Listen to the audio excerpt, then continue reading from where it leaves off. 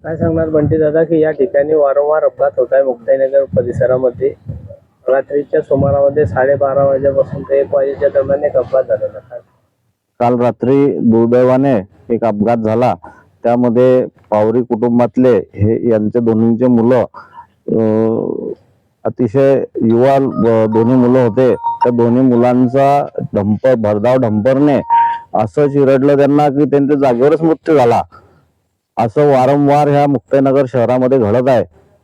काही दिवसापूर्वी त्याच रोडवर तीन लोक म्हणजे एकाच परिवारातले 3 लोक BN अग्रवालच्या डंपरने चिरडले गेले. तेही अक्षरशः तिथे जागेवरच त्यांचा मृत्यू झाला.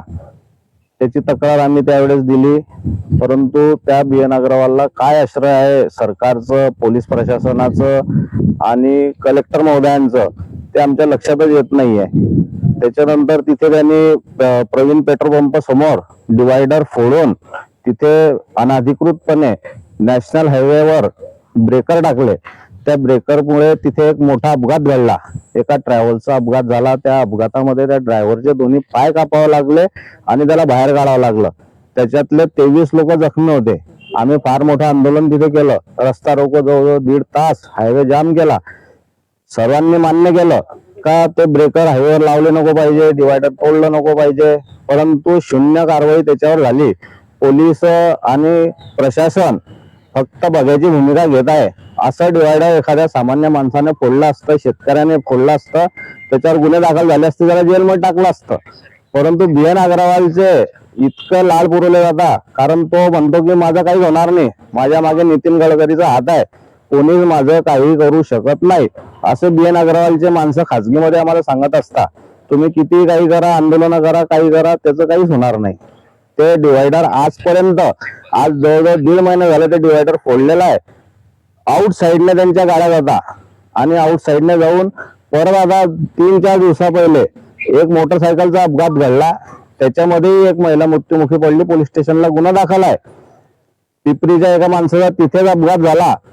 त्याच्या 4 दिवसाआधी तिथे अपघात झाला. म्हणजे जेव्हापासून तिथे ते ब्रेकर आणि ते डिवायडर फोडलेला आहे, जवळजवळ 8 ते 10 अपघात तिथे झाले. परंतु सर्व बघायची भूमिका घेत आहे. जर टायमावरच जर वेळेवर ह्या कंपनीवर कारवाई केली असती तर आज या निरपराध दोन्ही मुलांचा जीव वाचू शकला असता.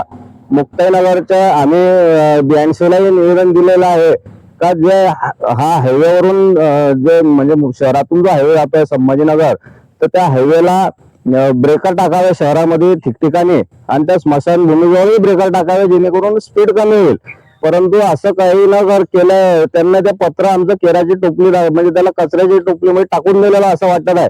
जर त्यांनी वेळीच दखल घेतली असती, म्हणजे इथलं प्रशासन एक सांगायचं हे तर पूर्ण प्रशासन BN अग्रवाल कंपनीने विकत घेतलेलं आहे आणि त्यांच्या नाकर्तेपणामुळे आज ह्या 2 मुलांचा, निष्पाप मुलांचा, बिचाऱ्यांचा जीव गेलाय. रात्री 11 वाजता 11:30 वाजता हा अपघात घडला. आता 9-9:30 झाले, परंतु आतापर्यंत काही हालचाल झालेली नाही. कोणतं डंपर आहे, काय आहे, अजून कोणाला इथे आणलं गेलेलं नाही. हे गरीब लोक आहे, पावरी समाजाचे लोक आहे, MP तून इथे वास्तव्यास आलेले आहे, शेती करता. या लोकांचं फोन आला सकाळी, म्हणून आम्ही इथे आलो.